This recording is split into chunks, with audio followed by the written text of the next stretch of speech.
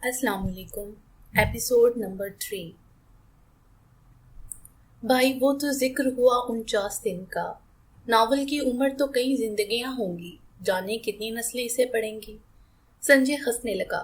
जाने पढ़ेंगी भी या नहीं, वैसे तुमने ठीक कहा है, हर नावल लिखने वाला कम से कम 5-7 नस्लों की बात जरूर सोचता है। मैंने भी तो यार ये बात एक तहमीने के मुताबिक कही है, यूं ही नहीं कह दी। तुम्हारे इस नावल में मौत के जिस फरिश्ते का जिक्र होगा वो मैं ही तो हूँ। सो जब तक नावल जिंदा रहेगा मैं भी जिंदा रहूंगा। संजय जोर से हंसा। इस तुम्हारे अंदाजे ने मुझे लाजवाब कर दिया है। मियाँ करीम पाँव से जूता निकाल कर दीवान पर नीम दराज हो गया और कहने लगा, सीढ़ियां चढ़ते हुए मैं सोच रहा था कि यूं ही जाकर काम में मदाहलत का बायस बनूंगा। बात हुई भी वही, तुमने कलम वहीं छोड़ दिया है। लेकिन तुमने ये तो पूछा ही नहीं कि मैंने तुम्हें देखकर तुम्हारी बड़ी उम्र की पेशगोई क्यों की है। अभी कहीं याद किया होगा। सो फिर मदाहलत कैसी हुई? याद तो इसीलिए किया था कि कलम रुक रहा था, और मैं जानता हूँ कि कलम को जुम्बिश देना हो तो आदमी तुम्हारे साथ बैठकर बातें करे। अच्छा, फिर चौकीदार को आवाज दूं के बराबर वाली दुकान से 2 गिलास चाय ले आए। वो क्यों? चाय मैं खुद स्टोव पर खुद बनाऊंगा। यहाँ एक मुद्दत हुई तुमसे बुल्ले शाह नहीं सुना, बस तुम जरा उसकी तान उड़ाओ और इतने में चाय तैयार हुई। यार बुल्ले शाह गाने के दिन लग गए, अब तो मैं हजरत सुलेमान बनने के चक्कर में हूँ। संजय ने स्टोव जलाकर चाय का पानी रखा और करीम के पास दीवान पर बैठा पूछने लगा, क्या कहा है?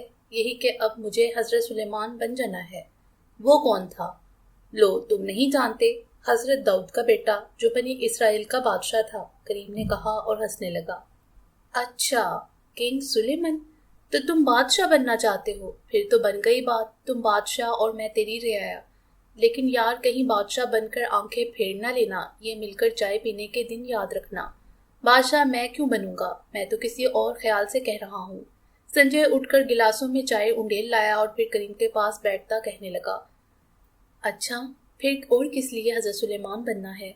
करीम ने चाय के 2 घूंट लिए और कहने लगा, देखो ना, उस पर खुदा की एक बख्शिश थी। खुदा ने उसे इल्म गैब अता कर रखा था, जिससे वो जानवरों की जुबान भी समझ सकता था। अच्छा फिर? बादशाह बनने की तो कोई हसरत नहीं, लेकिन ये हसरत जरूर है कि मैं जानवरों की बोली समझ सकूं। संजय हंसने लगा। तुम किसकी बोली समझते हो? चिड़ियों कमों की, फातिहाओं की, कमरियों की, या किसी पग पखेड़ों की? नहीं भाई, मासूमों की बोली तो आपकी रूह में उतर जाती है। मैं तो उन जानवरों की बोली समझना चाहता हूँ जो देखने में आदमी है मगर चीलों और करगसों की जुबान बोलते हैं। संजय ने करीम का हाथ अपने हाथों में लेकर दबा लिया। करीम ने आज सुबह प्रेस में होने वाला सारा वाकया दोहराया और कहने लगा, बस संजय यार, इस दुनिया में आदमी जहां भी काम करे वहां मालिक का इशारा समझने के लिए जानवरों की बोली आनी चाहिए। वो मुझे नहीं आती, बताओ मैं क्या करूं? मकान का किराया देना था, और फिर रोटी और ऊपर के मुतनफ़र अखराजात के लिए भी कुछ पैसों का हाथ में होना जरूरी था। इसलिए अपना नावल शुरू करने से पहले संजय ने कितने दिनों तक खुद को शब्बेदारी लेनी चपनी की मुशक्कत में मुब्तला रखा और तर्जुमे और प्रूफिंग रीडिंग का सारा काम खत्म कर लिया, और फिर अपनी प्यासी रूह को लेकर सोचो कि बहती नदियों के किनारे आकर बैठ गया। पिछले जितने दिनों से वो नावल लिख रहा था, अपने मन के सागर में नहा भी रहा था, जिससे उसके एक एक अंग को सुकून मिल रहा था। यह हयात बादुल मौत के इब्तदाई दिनों का जो तजुर्बा उसके जहन में था, वह वो उसके बुखार के दिनों के ख्वाबों की बुनियाद पर था और कुछ तनबीही फलसफे की एहसास पर। लेकिन यही सब कुछ उस नावल के इब्तदाई सिफात का महवर था, और जिसे लिखते लिखते वो एक बार फिर क्यासी में से गुजर रहा था। ये हयात बादुल मौत के वो आयाम थे जब उसके कयास के मुताबिक एक रूह जिस्म के हसार से रिहाई पाकर आसमानों की हल्की नीली रोशनी में सफर करती है, और इस बयान को अल्फाज का जामा पहनाते एहसास के तीखेपन और शिद्दत की बिना पर वो खुद भी कई दिनों से खुले आसमान पर महवे परवास था। उसके जिस्म के सारे अंग जैसे उसकी रूह पर पड़ों की तरह उगाए थे। लेकिन नावल के पहले हिस्से के बाद आज शाम के हंगाम जब उसने आने वाले आयाम का जिक्र शुरू किया, जब उसके क्यास में कई दिनों तक लगातार नजर आने वाली रोशनी के बाद आसमानों पर एक हिफ्फते रंग दनक फूटती है, तो उसके जिस्म में आग जैसी कितनी ही सुर्ख लकीरें बनने लगी। अपने बुखार के दिनों में उसने इस हिफ्फत रंग धनक पर मीता को बैठे देखा था, और वही जब उसके कागज पर उतरने लगी तो संजय को एक अजीब बेबसी के साथ मीता याद आने लगी। सोचने लगा, यही जमीन थी, यहाँ बड़ा सा कितने ही किराएदारों वाला घर था जिसमें उसके अपने घर की बलाई छत पर मीता का कमरा हुआ करता था।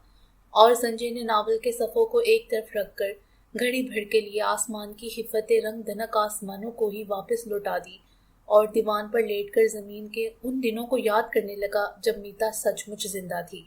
अचानक उसकी रूह को लगे पर उसके गोश पोस्ट के अज़ा बन गए और एक जवान मर्द के अज़ा की तरह मीता के वजूद के लिए तड़प उठे। मीता अब कहीं नहीं है, ये एहसास कहीं उसके वजूद में भी था, इसलिए तमाम तने और कसे हुए अज़ा का दर्द एक पछतावे की तरह सुलगने लगा कि मीता जब जिंदा थी तो इसने एक बार भी क्यों उसे अपनी आगोश में समेट कर नहीं देखा। उसने मौत से जिंदगी का कर्ज क्यों मांगा था। वो जानता था मीता जब मिली थी मौत के किनारे खड़ी थी, लेकिन ये किनारा भी जमीन का एक हिस्सा था, जमीन के वजूद का एक टुकड़ा। फिर उसने किनारे वाले पल पानियों में क्यों पिघल जाने दिए। संजय तड़प कर दीवान से उठा, एक सिगरेट सुलगाई और सोचने लगा। तिब्बती फलसफे का जो हिस्सा जिसमें हयात बादल मौत का जिक्र है पहले ही कहीं अपने वजूद पर झील रहा है, मौत से कहीं बहुत पहले। मरने के बाद तो सिर्फ रूह बाकी रहती है, माँ बादुल तबियाती वजूद, सिर्फ आग और हवा का पैकर जिसे हाथ से छूना मुमकिन नहीं। संजय का जिस्म धुएं की लकीर की तरह काम किया और सोचने लगा, लेकिन मैंने इस गोश्त पोस्ट के बदन को माँ बादुल तबियाती वजूद कैसे बना लिया था, और मीता जब जिंदा थी उसे भी माँ बादुल तबियाती वजूद ही समझ लिया। मैं उससे यूं मिला जैसे एक रूह दूसरी रूह से हमकिनार होती है। मैं उसे एक जीती जागती औरत से एक जीते जागते मर्द की तरह क्यों ना मिला। और संजय अपने सिगरेट में से जड़ती हुई राख की तरह दीवान पर ढह गया। राख शायद अभी गर्म थी। संजय ने खुद को दलील दी, यार संजय, मीता शादीशुदा थी, बीमार थी, उसे पाने का वक्त न था और वो राख ठंडी होकर मिट्टी में बिखर गई। संजय को लगा, अब मैं कभी न जान सकूंगा कि जिस औरत से कोई मोहब्बत करता है उस औरत के जिस्म को छूना क्या होता है। सलामत को बढ़ाने के लिए संजय ने कोई दिन और वक्त तय नहीं किया हुआ था। जब भी दूसरे या तीसरे दिन उसे 2 घंटे की फुर्सत मिलती वो चला जाया करता, लेकिन इतवार के दिन वो जरूर जाता क्योंकि उस दिन करीम की छुट्टी हुआ करती थी।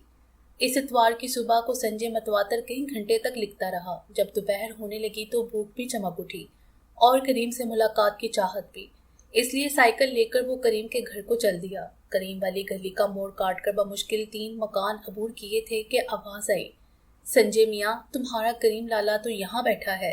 संजय साइकिल से उतरा, पीछे मुड़कर देखा, एक बूढ़ा सा आदमी घर के दरवाजे में खड़ा उसे हाथ के इशारे से वापस बुला रहा था। संजय ने साइकिल मोड़ दी, दरवाजे से अंदर झांका। सामने चारपाई पर करीम बैठा हुक्का पी रहा था।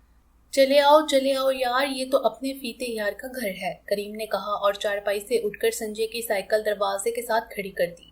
संजय चारपाई पर बैठते हुए हंस दिया। सो आज तेरे फीते यार ने तुम्हें करीम लाला बना दिया है।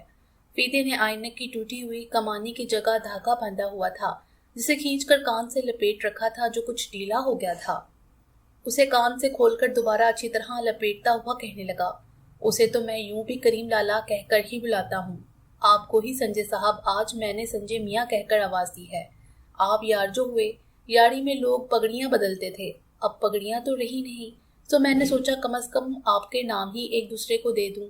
संजय को यह बूढ़ा फीता बेहद दिलचस्प लगा। वो आंगन में तैयार शुदा चिकनी मिट्टी और चाक को देखता हुआ कहने लगा, बुजुर्गवार, आपका नाम फीता किसने रख दिया? हमारे फजल शाह ने तो आपका नाम तिल्ला कमार रखा था। ये सुनकर करीम हंस दिया और बोला, फीते कुछ समझे हो? नहीं समझा, कहकर फीता बताने लगा, मुझे तो यही मालूम है कि अब्बा जान ने बड़ी मोहब्बत से मेरा नाम फतेह मोहम्मद रखा था, लेकिन तकदीर क्या बिगड़ी कि मेरा नाम भी बदल गया और मैं महज फीता रह गया। लेकिन संजय मियाँ ने और बात कही है, करीम बताने लगा, लोग हीर गाते हैं, वो तो तुमने सुन रखी है ना? उसका किस्सा किसने नहीं सुन रखा? वही जो रात को दरिया अबूर करके अपने यार को मिलने जाया करती थी। ये भी उसी की बात करता है। उसका किस्सा फजल शाह ने लिखा था। समझ गया, वो कुम्हार की बेटी थी ना? अच्छा, तभी कह रहा है कि मेरा नाम तिल्ला कम्हार रखना चाहिए था।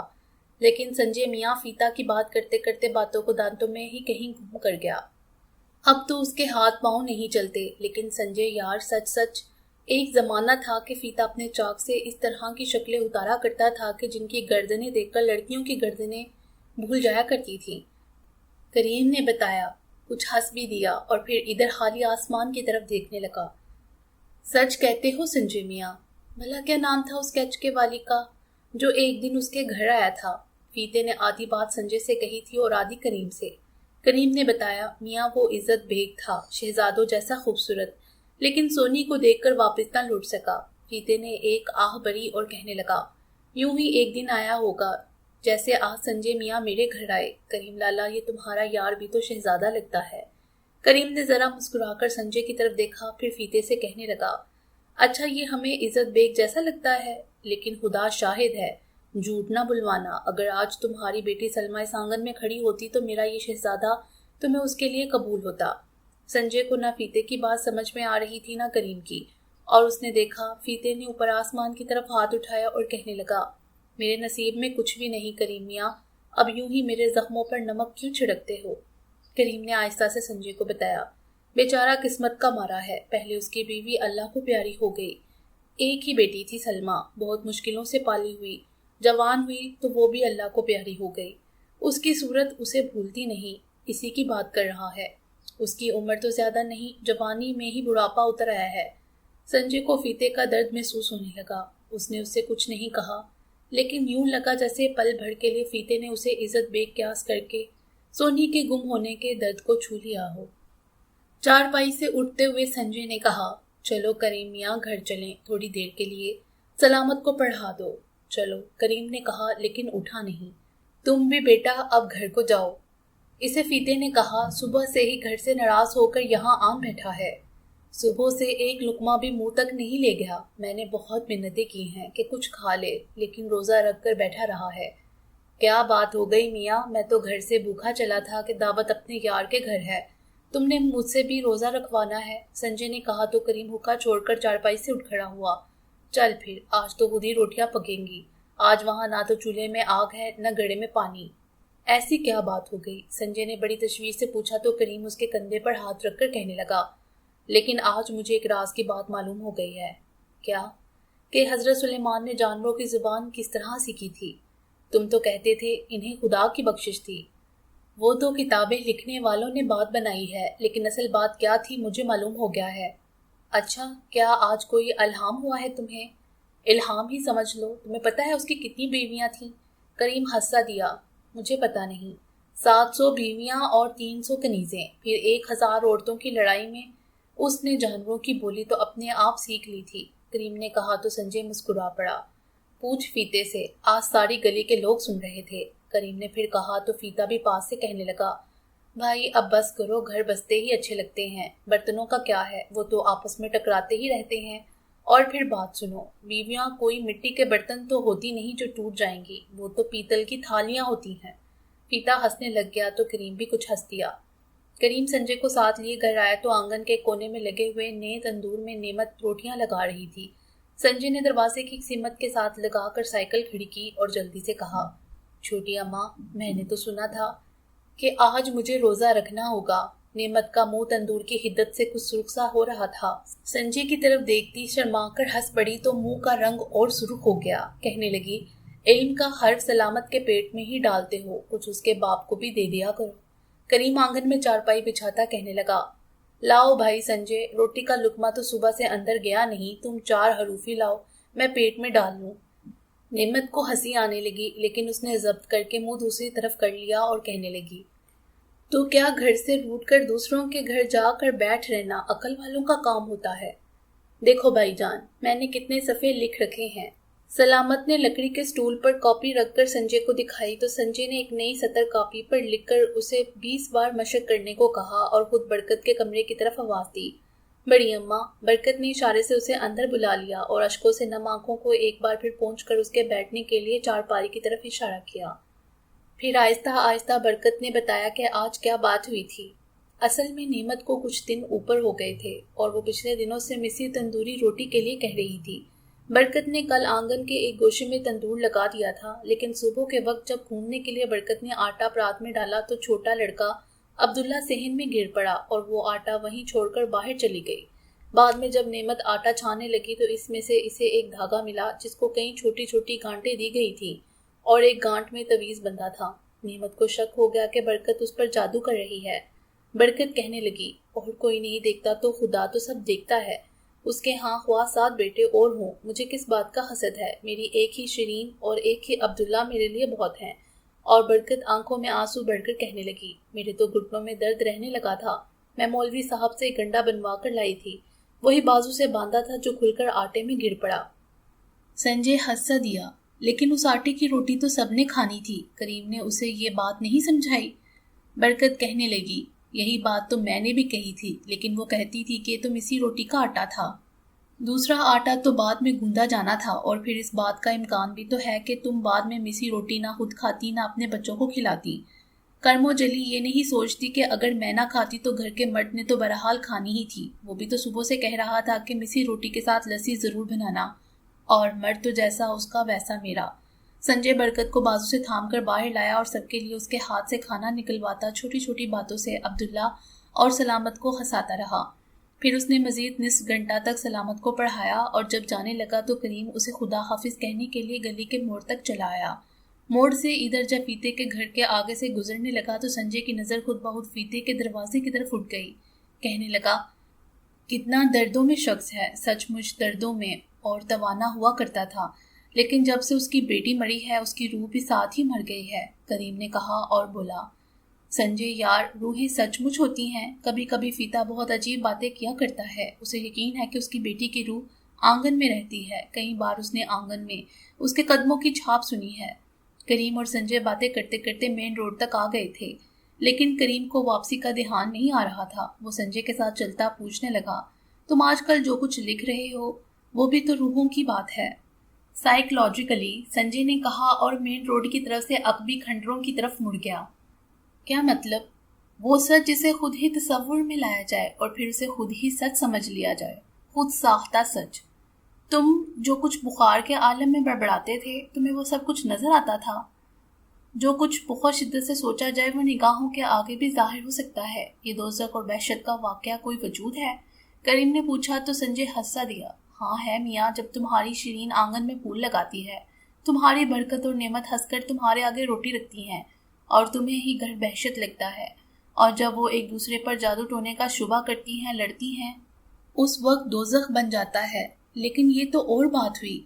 संजय ने साइकिल को खंडरों के एक ऊंचे पत्थर के साथ टिका दिया और एक छोटे से पत्थर पर बैठा हुआ कहने लगा, मैंने भी कल रात उस वक्त का हाल कलमबंद किया है, लेकिन इसके सारे रंग मेरे ही ख्यालों के तिलिस्म हैं और कुछ नहीं। मर के तो आज तक कोई लौटा नहीं कि वो आकर बताए कि वहाँ क्या बीतती है। सो ये आदमी ने खुद ही सब कुछ कैसे बना लिया है। कई लोग तो कहते हैं कि उन्होंने रूहों से मुकालमात भी किए हैं। करीम बड़े सुकून के साथ एक पत्थर पर बैठ गया था। देखो, हिंदू चीनी इलाकों में कई लोग रूहों से ब्याह भी रचा लेते थे। संजय मुस्कुरा सा दिया और कहने लगा, तुम ये बताओ कि जो वाकई बिछड़ गया हो और जिसके साथ जीवन बिताने को जी चाहता हो, तो ये दीवानगी क्या नहीं करवा सकती? ये तो सच है, आदमी ख्वाम ही बिछड़ा हो और ख्वाम मर के ब्याह जाने किस तरह के होते हैं कि उनकी झलकियां नींदों में भी दिखाई देने लगती हैं। लेकिन ये रफ्तगां की रूहों वाली बात जो सोची गई है, इससे एक तरह का सहारा तो जरूर मिलता है। तुम एक बात बताऊं? करीम ने बहुत गहरा सांस लिया और कहने लगा, नेमत आजकल उम्मीद से है। हाँ, मुझे बड़ी अम्मा ने बताया है। रात मुझे ख्वाब आया। करीम ने सर झुका लिया और यूं खामोश हो गया जैसे अपने ही हलक में अपनी आवाज़ों को टटोल रहा हो। संजय ने धीरे से उसके कंधे पर हाथ रखा, लेकिन कहा कुछ नहीं। करीम ने एक ठंडी सांस भरी और कहने लगा, जाने कितने बरसों बाद मुमताज़ की सूरत दिखी है, लेकिन अल्लाह ने सूरत भी दिखाई तो किस वक्त, क्यों? बस आखिरी सांस ले रही थी। खुदा जाने इसमें उसका कौन सा राज पोशीदा है। कोई बात भी की, वही बताने लगा था। बस उसने एक बार देखा और कहने लगी, उदास क्यों होते हो? अब तो तुम्हारे घर आऊंगी संजय, करीम ने कहा और चुप हो गया। तुम क्या सोचते हो? कुछ नहीं। तुम जो कुछ सोच रहे हो मैं जानता हूँ। मैं तो सोच रहा हूँ कि वो जहाँ भी हो खुश रहे। اور ساتھ یہ بھی کہ وہ زندہ ہیں تو شاید تمہارے گھر نعمت کی گود میں جنم لے گی۔ سنجے نے کہا تو کریم نے بچوں کی طرح اس کے گھٹنوں پر سر رکھ دیا۔ صبح سے یہی سوچ رہا ہوں۔ اب تم سمجھے کہ انسان نے تناسخ کی بات کیوں سوچی تھی؟ کیسی بات؟ یہی کہ بچھڑی ہوئی روحیں پھر جنم لے کر ملتی ہیں۔ وہ بھی ضرور میرے جیسے ہی ہوں گے، لیکن ہم تو یار عام سے لوگ اپنی مجبوریوں کی بنا پر ایسی بات سوچ لیتے ہیں۔ لیکن تمہارے ہندوؤں میں تو بڑے پیغمبروں کی بات بھی یہی بتاتے ہیں کہ فلاں فلاں کا اوتار تھا، فلاں، وہ تو ان کی اوصاف کی بنا پر یہ بات کرتے ہیں۔ جیسے بالمکی نے رامائن لکھی جس میں اس نے رام کو دنیا کا کامل ترین انسان کہا تھا، سو کیسے کہتا؟ چنانچہ سب کچھ لکھ کر آخر میں یہ کہہ دیا کہ رام وشنو کا اوتار تھا۔ پھر جنہوں نے مہاتما بدھ کی بات کی تو انہوں نے کہا کہ مہاتما بدھ کا اوتار تھا۔ اس طرح جو وشنو کی بیوی تھی لکشمی، وہ رام کے عہد میں سیتا بن گئی اور کرشن کے عہد میں رکمنی۔ یہ بات اوصاف کی بنیاد وضع کی ہے۔ اوصاف کئی طرح سے ہوتے ہیں، صرف طاقت کے بھی ہو سکتے ہیں۔ ایک جزیرہ تھا اٹلانٹک، جہاں کب کا غرقاب ہو چکا ہے، لیکن کہتے ہیں جس طرح کے لوگ اس جزیرے میں آباد تھے، اتنے طاقتور لوگ پھر کبھی نہیں ہوئے۔ وہ نسل ہی ختم ہو گئی تھی، لیکن اب کہتے ہیں کہ ہٹلر اور اسٹیلین میں انہی کی روحیں تھیں۔ سنجے یہ کہہ رہا تھا کہ کریم نے بات کاٹ کر پوچھا، پھر تمہارا خیال ہے کہ میرا خواب یوں ہی ہے؟ میاں انسان کا من بڑا جادوگر ہے، اور کسی پر جادو نہ چلے تو اپنے آپ پر ہی چلا دیتا ہے۔ اور سنجے نے ہاتھ تھام کر کریم کو اٹھاتے ہوئے کہا، میں تمہارے سامنے بے ہوشی کے عالم میں جو کچھ کہتا رہا تھا وہ کوئی سچ مچ تھا۔ سچ فقط یہی ہے کہ میتا اب اس دنیا میں نہیں ہے، سو میں نے آج تک جو کچھ پڑھ سن رکھا تھا اس کے حساب سے میتا کو دوسری دنیا میں ملنے چلا گیا۔ زندگی کا جادو نہیں چلا تو میں نے خود پر موت کا جادو چلا لیا۔ ایک دن کا ذکر ہے، کریم نے فرما مشین پر چڑھا لیا تھا، لیکن جب فائنل پروفنگ پر پرنٹ آرڈر پڑھنے لگا تو وہاں کچھ لکھا ہوا نہیں تھا، اس لیے اس نے فرمے کی چھپائی بند کر دی۔ کل کریم کچھ الجھ رہا تھا، اس لیے چھٹی کے وقت اس نے مالک سے کہا تھا، میرا بدن ٹوٹ رہا ہے، اگر طبیعت زیادہ خراب ہو گئی تو شاید کل نہ آؤں۔ لیکن مالک نے کہا تھا، نہ میاں، چھٹی کرنی ہو تو پرسوں بے شک کر لینا، کل 2 فرموں کا پمفلٹ ہم نے بہرحال دینا ہی ہے، کسی سفارت خانے کا ہے، اور کریم آج صبح اسپرین کی پڑیا کھا کر پریس آ گیا تھا۔ اس وقت وہ بھی بیکار کھڑا تھا اور مشین بھی مالک ابھی آیا نہیں تھا۔ وہ مینیجر کے کمرے میں گیا اور بولا، دیکھو جی، کتنی اجلت مچا رکھی تھی مالک نے، لیکن فرمے پر پرنٹ آرڈر لکھنا بھول گئے، ورنہ میں دوپہر کے وقفے سے پہلے دونوں فرمیں چھاپ چکتا۔ کون سا کام ہے؟ سفارت خانے کا، مینیجر نے کہا تو کریم کو خیال آیا، لو جی بات سیدھی سی ہے، فائل میں سے امبیسی کا خط نکال لو، اس پر لکھا ہوگا کتنی تعداد میں چھپے گا۔ کس فائل میں؟ میں نے خط دیکھا تو تھا، ٹھہرو، اور مینیجر فائلوں کو الٹنے پلٹنے لگا۔ تو آپ خود ہی رکھ کر بھول گئے ہیں، کریم نے کہا تو مینیجر کے ماتھے پر شکنی سی ابھر آئی۔ میں کہاں بھولا ہوں، یہ سب تمہارے حساب کا مینیجر کا کام ہے، نہ کسی فائل پر نمبر درج ہے اور نہ فائلوں کا انڈیکس ہے، مجھے تو مہینہ لگ جائے گا فائلیں تیار کرتے۔ اور مینیجر نے ذرا اکتا کر کہا، میں تو سوچ رہا ہوں کہ جانے یہاں کام کیسے چلتا رہا ہے۔ کریم جانتا تھا کہ مینیجر نیا آیا ہے، اس لیے وہ صبر سے کھڑا دیکھتا رہا۔ یہ دیکھو، کون سا کاغذ کون سی فائل میں چڑھا رکھا ہے۔ مینیجر نے خط نکال کر باہر رکھ دیا۔ مل گیا ہے جناب؟ مل گیا۔ کتنا آرڈر ہے؟ مینیجر نے باہوبی چٹھی کو پڑھا اور کہنے لگا، 80,000۔ 80,000؟ کریم ہنسنے لگا اور بولا، تو پھر پہلے پیپر مارکیٹ سے خرید لائیے جا کر۔ مینیجر نے حیران ہو کر کریم کی طرف دیکھا۔ میاں، سفارت خانوں کے کام کے لیے کاغذ سفارت خانے ہی سے ملتا ہے، تمہارے وطن کا معمولی سا کاغذ بھلا کبھی انہوں نے استعمال کیا ہے؟ ہاں جی، وہ تو میں جانتا ہوں۔ اس وقت کتنا کاغذ پڑا ہے؟ 10 ریم۔ 10 ریم؟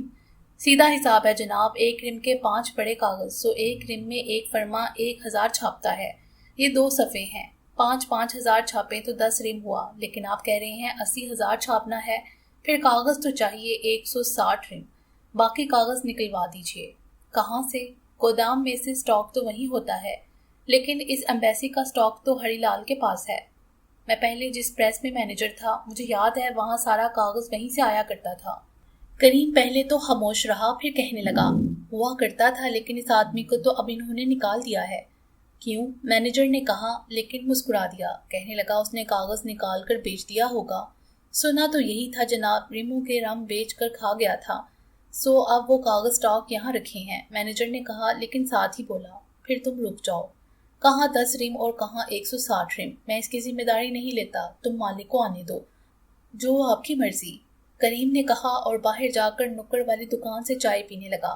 کچھ دیر بعد مالک آ گیا۔ کریم نے پرنٹ آرڈر چھاپا اور خاموشی سے دونوں فرمیں 5,000 کی تعداد میں چھاپ دیے۔ 1:30 بجے کھانے کے وقفے کے دوران کریم کھانا کھا کر نل پر ہاتھ دھو رہا تھا جس وقت نیا مینیجر اس کے پاس سے گزرا اور مسکرا دیا۔ کریم مسکرایا نہیں، شاید اس لیے مینیجر کو گمان گزرا کہ وہ اس کی مسکراہٹ کا مطلب نہیں سمجھا۔ ذرا قریب آ کر نلکے سے ہاتھ دھونے کا بہانہ بنا کر اس نے دھیرے سے کہا، میاں آج تم نے 150 رم بچا دیے۔ ہاں جی، خدا شاہد ہے، کریم نے دھیمی لہجے میں کہا۔ اگر میں تمہارا کہا مان کر کاغذ نکلوا دیتا تو کاغذ کی طرح ہم بھی ضائع ہو جاتے۔ کریم بولا نہیں تو مینیجر نے گویا زور دے کر کہا، اب بولتے نہیں، میں جناب آج کل ایک کتاب لکھ رہا ہوں، ہدایت نامہ کارکن، کریم نے کہا اور دھوئے ہوئے ہاتھوں کو جھٹکا کر چلا گیا۔ پھر کوئی 4 بجے کے قریب مالک نے کریم کو بلایا اور پوچھا، وہ تمہارا یار آج کل کہاں رہتا ہے؟ سنجے صاحب، وہی تمہارا سنجے صاحب، بالکل ٹھیک ہے جناب، کوئی بڑا کام مل گیا ہے آج کل اسے؟ ہاں جی، کریم نے کہا اور دھیرے سے مسکرا دیا، آج کل اپنا ناول لکھ رہا ہے۔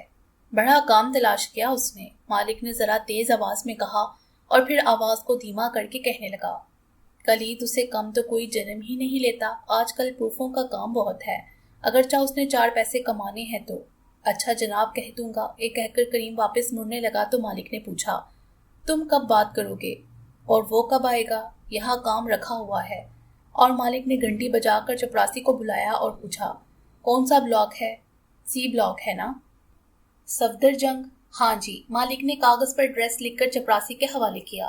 کریم واپس مڑنے لگا تو مالک نے ہاتھ کے اشارے سے اسے ٹھہرنے کے لیے کہا اور چپراسی سے کہنے لگا، سنجے صاحب کو ساتھ لے کر ہی آنا، کہنا بہت اجلت کا کام ہے۔ چپراسی چلا گیا تو مالک نے کریم سے پوچھا، کیوں میاں، تمہاری نظر میں اب کوئی 1-2 آدمی ہوں بہت شریف جو ٹائپنگ کی چوری نہ کریں، کام ہوا کام ہی جانتے ہوں، یہاں 1-2-4 مہینے لگا کر سیکھ جائیں گے؟ اچھا جناب، سچ؟ تمہارا اپنا لڑکا ہوگا؟ ہے جناب۔ کتنا بڑا ہے؟ 14ویں میں داخل ہو رہا ہے۔ تو پھر میاں لگا دو اسے کام پر، سال بھر میں ہوشیار ہو جائے گا۔ کیا کرتا ہے؟ پڑھتا ہے؟ ہاں جی، لیکن وہ تو تمہارا اردو پڑھتا ہوگا۔ اب تو ہندی پنجابی بھی اچھی طرح پڑھ لیتا ہے۔ پھر دیکھتے کیا ہو، لاؤ اسے کام پر۔ کریم نے اس بات میں سر ہلایا اور اپنے مشین والے کمرے میں چلا گیا۔ آج اس کا جی چاہ رہا تھا 2 گھنٹے کی چھٹی لے کر گھر چلا جائے گا۔ اس نے ضروری کام نپٹا لیا تھا، اب تقریباً فارغ تھا، لیکن یہ جان کر چپراسی سنجے کو بلانے گیا ہے، اس نے چھٹی نہیں لی۔ کوئی 5:30 بجے کے قریب سنجے آیا اور جب 15 منٹوں بعد مالک کے کمرے سے پروفنگ کا لفافہ پکڑ کر باہر نکلا تو کریم کی طرف آیا۔ چھٹی کا وقت ہو گیا تھا، سو کریم اپنی سائیکل لے کر اس کے ہمراہ پریس سے چلا آیا۔ راستے میں کریم نے اور کچھ نہیں کہا، صرف اتنا، یار آج تو تھوڑی سی پینے کو جی چاہتا ہے، راستے میں کہیں سے لے لیں؟ تو سنجے نے کہا، راستے سے لینے کی ضرورت نہیں، گھر میں آج رم رکھی ہے۔ تو کریم پھر راستہ بھر کچھ نہیں بولا۔ سنجے نے کمرے میں آ کر جب 2 گلاسوں میں رم انڈیلی تو اس وقت کریم بولا، میاں تم روز کہا کرتے تھے آج کل میں بلے شان نہیں گاتا، اب اسے کیا گانا، اب تو میں وہاں پہنچ گیا ہوں جہاں وہ بھی نہیں پہنچا تھا۔ سنجے نے سگریٹ سلگایا اور رم کے 2 گھونٹ ایک ساتھ حلق میں اتارتے ہوئے بولا، اچھا تو تم بلے شاہ سے بھی اگلی منزل پر پہنچ گئے ہو؟ ہاں، وہ تو یہی کہتا رہا، چل بلیا چل اوتھے جتھے جاندے ساڑے اوتھے، لیکن وہ وہاں پہنچا نہیں تھا مگر میں پہنچ گیا ہوں، کریم نے کہا اور ہنسنے لگا۔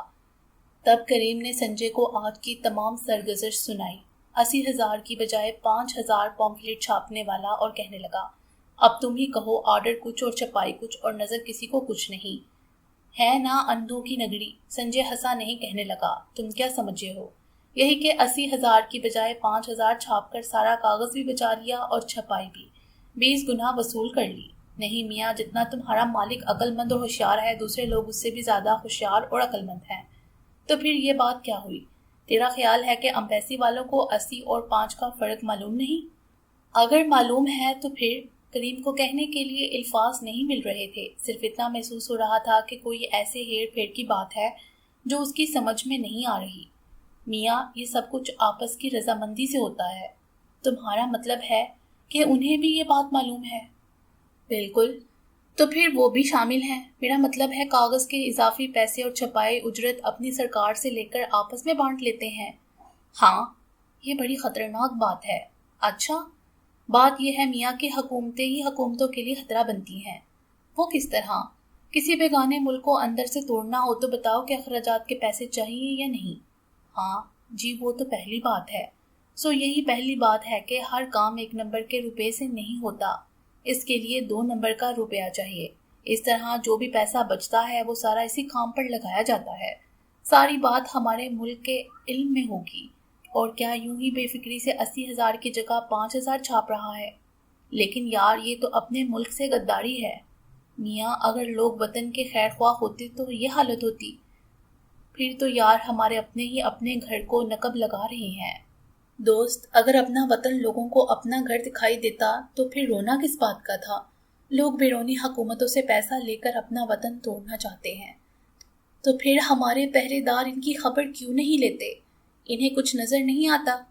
سنجے مسکرا دیا، کہنے لگا، جب تم نے موت کا فرشتہ بن کر مجھے دوزخ دکھایا تھا، وہاں جن کی زیارت ہوئی تھی وہ یہی لوگ تھے، اور کون تھے؟ صرف اتنا فرق ہے کہ وہاں سب بے نقاب تھے، اچھی طرح پہچان میں آ گئے۔ کریم نے ایک سانس میں رم کا گلاس حلق میں انڈیل لیا اور کہنے لگا، پھر تو یار یوں ہی دیوار سے سر ٹکرانے والی بات ہے، خود ہی سوچ سوچ کر آدمی اپنی پیشانی گھائل کر لے۔ اور کیا کر سکتا ہے؟ سنجے نے کریم کے گلاس میں اور رم ڈالنی چاہی تو کریم نے گلاس پر ہاتھ رکھ لیا۔ نہیں، بس آج بدن ٹوٹ رہا تھا، گھونٹ پر پیلی اور نہیں، ابھی 5 میل سائیکل چلانی ہے۔ اور کریم نے اٹھتے ہوئے کہا، ہاں سچ یہ کہوں کہ سلامت کی استعداد کتنی ہو گئی ہے، کل سے اسے پریس کے کام میں لگا دوں۔ ابھی اس کے لیے ہاتھ کا لکھا ہوا پڑھنا مشکل ہوگا، چھپا ہوا یا ٹائپ ہوا تو وہ بالکل صحیح پڑھ لیتا ہے، اسے کام میں ڈال دو گے تو اور جلدی پڑھ لے گا۔ سنجے نے کہا تو کریم نے بتایا کہ آج مالک نے خود ہی کہا ہے کہ لڑکے کو کام پر لگا دو۔ اچھا ہے، پھر واپس لوٹتے ہوئے شام کو ہر روز میرے یہاں سے ہوتے ہوئے جائے گا، میرا بھی وقت بچے گا اور وہ روز پڑھ لے گا۔ کریم نے ذرا تاؤ کھا کر سنجے کی طرف دیکھا، تو گھر آنے کا یہ بہانہ بھی ختم ہو جائے گا۔ سنجے ہنس دیا، میاں تمہارے لیے ہی تو کر رہا ہوں، اس طرح اس کے بہانے تم بھی روز آیا کرو گے، سائیکل تو ایک ہی ہے نا، اسے راستے میں اتار کر تو نہیں جایا کرو گے۔ کریم کا غصہ ٹھنڈا پڑ گیا، اب پروف دیکھو گے؟ کس لیے یہ بیکار اپنے سر لے لی ہے؟ لیکن اس بیکار کی اجرت ملتی ہے۔ سنجے ہنسا دیا، اپنے کام کے بہت سے صفحے رف لکھے ہوئے ہیں، کاپی کرنے کی ہمت نہیں ہو رہی، وہ بالکل فالتو کام لگتا ہے، نئے سرے سے لکھتا ہوں تو ان گنت صفات لکھ سکتا ہوں۔ پروف ابھی دیکھو گے؟ نہیں، کل صبح شروع کروں گا، رات کی روشنی میں آنکھیں ساتھ نہیں دیتی۔ چلو پھر گھر چلیں، کھانا ساتھ کھائیں گے۔ سنجے منٹ بھر کے لیے خاموش رہا، پھر کہنے لگا، اچھا چلو۔ کریم نے راستے میں پاؤ بھر کلیجی خریدی اور کہنے لگا، آج میں اپنے ہاتھوں سے بھون کر تمہیں کھلاؤں گا، ایسی لذیذ پکاؤں گا کہ بڑے بڑے ہوٹلوں کو فراموش کر دو گے۔ گھر پہنچ کر کریم چولہے کے پاس جا بیٹھا، برکت روٹی کا انتظام کرنے لگی اور سنجے سلامت کو پڑھانے لگا۔ سلامت پڑھنے میں ہوشیار تھا، بہت روانی سے پڑھنے لگا تھا، لیکن لکھنے میں اس سے غلطی ہو جاتی تھی۔ سنجے نے اس کی بہت سی غلطیاں درست کی اور اس کی ہمت باندھتا کہنے لگا، سلامت میاں جلدی جلدی لکھنا سیکھو، میرا سارا ناول تم نے ہی نقل کرنا ہے اور میں نے تم سے ہی کروانا ہے۔ شیرین تندور کے پاس کھڑی آٹے کے پیڑے تیار کر رہی تھی، ہاتھ کا پیڑا ہاتھ میں ہی لیے ادھر اس چارپائی کی طرف آئی جہاں بیٹھ کر سنجے سلامت کو پڑھا رہا تھا۔ وہ چارپائی کے پائے کے پاس کھڑی ہو کر آہستہ سے کہنے لگی، مجھے دے دو، میں کاپی کر دوں گی۔ تم؟ سنجے نے شیرین کی طرف دیکھا، مجھے کہتی تھی نا بتانا مت، اب خود ہی کیوں بتا رہی ہو؟ پاس بیٹھے سلامت نے کہا۔ کیا؟ سنجے نے پوچھا۔ شیرین بولی نہیں، لیکن سلامت بول پڑا، میں جانتا ہوں کہ اسے مجھ سے زیادہ پڑھنا لکھنا آ گیا ہے، لیکن یہ مجھ سے بڑی بھی تو ہے۔ سنجے کچھ نہ سمجھا تو سلامت نے کہا، بھائی جان یہ آپ کے سامنے نہیں پڑھتی، لیکن دن بھر مجھ سے پوچھ پوچھ کر پڑھتی رہتی ہے، آپ جو کچھ مجھے لکھ کر دے جاتے ہیں یہ مجھ سے چھین لیتی ہے، اس نے پوری کتاب پڑھ لی ہے۔ شیرین نے کلائی کی اوٹ سے چہرہ چھپا لیا اور تندور کی طرف چلی گئی۔ سلامت نے بتایا، وہی کتاب بھائی جان جو آپ نے لکھی ہے، ابا کے پاس پڑی تھی، اس نے ابا کی الماری سے نکال لی تھی۔ شیرین بڑی لگن سے اپنے کمرے میں بیٹھ کر سنجے کے ناول کی نقل تیار کرتی رہی۔ کتنا وقت بیت چکا اسے کچھ احساس نہیں تھا، البتہ آنگن کی دھوپ کو اس کا احساس ضرور تھا، جو جاتے جاتے پل بھر کے لیے کمرے کی دہلیز پر کھڑے ہو کر اسے دیکھنے لگی تھی۔ کاغذ پر جہاں کوئی سطر کاٹ کر پھر سے لکھی ہوئی اس کے باریک الفاظ کو پڑھتے شیرین کچھ رک سی جاتی، لیکن اسے سنجے کے ہاتھ کا لکھا پڑھنے کی بہت مہارت ہو گئی تھی کہ شکستہ حروف کو بھی اب آسانی سے سمجھ لیتی۔ آج وہ کئی صفحے نقل کر چکی تھی، جس وقت اسے محسوس ہوا کہ کچھ نقلوں کے ہم و پیچ اس کے پوروں سے چھو کر رک گئے ہیں، قلم دوات ہاتھ سے ایک طرف رکھ کر وہ کسی خیال میں گم ہو گئی۔ ہاتھ میں تھاما کاغذ چارپائی پر رکھ کر کمرے کی الماری کے پاس جا کھڑی ہوئی۔ ہاتھوں میں نہ اجلت تھی نہ کپکپی، وہ پرسکون اور معمول کے مطابق تھے، جیسے ان کے لیے کچھ بھی نیا نہ ہو، کچھ بھی حیران کن نہیں تھا۔ الماری میں ایک مختصر سا آئینہ تھا جسے شیرین نے اٹھا لیا، آئینے میں دیکھ کر ذرا سا مسکرائی اور پھر کچھ متخیر سی ہو گئی، جیسے اپنی ہی آنکھوں نے آج اپنے منہ پر حد درجہ جمال کا نظارہ کر لیا ہو۔ شیرین کی آنکھیں جتنی سیاہ اور بڑی بڑی تھیں گھر میں کسی اور کی نہیں تھیں، مگر اس کا چہرہ پتلا اور زرد تھا، اس لیے گھر میں جب بھی اس کی آنکھوں کی بات ہوتی تو منفی انداز میں ہوتی۔ جب وہ بالکل بچی تھی تو نعمت کچھ کھاتے ہوئے ہر چیز کا ایک ٹکڑا اس کی ہتھیلی پر رکھ کر کہتی، لے مر، آنکھیں پھاڑ پڑ کر کیا دیکھتی ہے۔ اب بھی شیرین کا چہرہ پتلا سا تھا لیکن زرد نہیں تھا، اس کی گھنی پلکیں سیاہ ریشمی جھالر جیسی تھیں، جن کے رنگ سے ملتا جلتا سیاہ دوپٹہ اوڑھتی تو ایک بار تنہائی میں آئینہ ضرور دیکھتی، لیکن آج کی طرح نہیں۔ آج اس نے نہ سیاہ دوپٹہ اوڑھا تھا نہ اس کا دھیان آنکھوں کی طرف تھا، آج وہ صرف پیشانی کی طرف دیکھ رہی تھی جو اس کے سامنے کھڑی ہو کر دھیمی سروں میں ہنس رہی تھی۔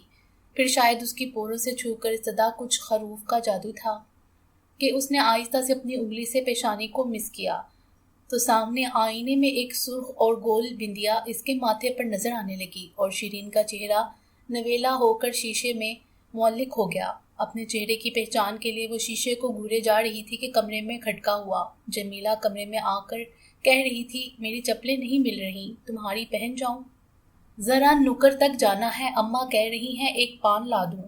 شیرین نے جلدی سے شیشہ الماری میں رکھ دیا اور پٹ کی اوٹ میں ہو کر دوپٹے کے پلو سے پیشانی پونچھنے لگی۔ جمیلہ نے قریب آ کر الماری کا پٹ کھول دیا اور کہنے لگی، الماری میں سر چھپا کر کیا کر رہی ہو؟ شیرین نے پھر جلدی سے ایک بار ماتھا پونچھا اور کہنے لگی، کچھ نہیں، ہاتھ سے سیاہی لگی ہوئی تھی، شاید ماتھے پر لگ گئی، پونچھ رہی تھی۔ جمیلہ نے اس کے چہرے کا بغور جائزہ لیا، کہنے لگی، نہیں، کہیں بھی نہیں لگی ہوئی، اور پھر شیرین کی چپل پہن کر کمرے سے نکل گئی۔ شیرین نے ایک بار پھر الماری میں سے آئینہ نکال کر دیکھا اور پھر واپس الماری میں رکھ دیا اور کچھ حیران سی ہو کر اپنی چارپائی کی طرف لوٹ آئی جہاں وہ ایک کاغذ اور قلم دوات رکھ کر گئی تھی۔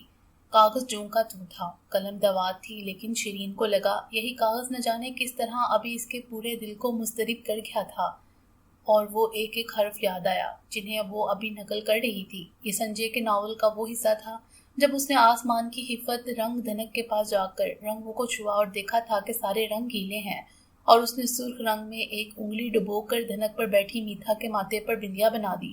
شیرین کا ہاتھ ایک بار پھر اپنی پیشانی سے ٹکرایا، اسے محسوس ہوا جیسے یہ اضطراب اس کاغذ کا پیدا کردہ نہیں بلکہ خود اس کے اندر کا طوفان ہے، اور شیرین کی آنکھیں بھیگ گئیں۔ اسے پتہ نہیں چل رہا تھا کہ وہ کس سے پوچھے کہ خود اس کے ہاتھ اس پر کیا بیت رہی ہے۔ اس کے بعد شیرین نے سارے کاغذ سمیٹ کر الماری میں رکھ دیے اور اپنی چارپائی پر یوں لیٹ گئی جیسے بہت تھک گئی ہو۔ شام ہوتے ہی جب کریم آیا تو برکت نے شیرین کے کمرے کی طرف اشارہ کر کے کہا، ذرا بچی کو تو دیکھو، مجھے تو اس کا بدن گرم لگتا ہے۔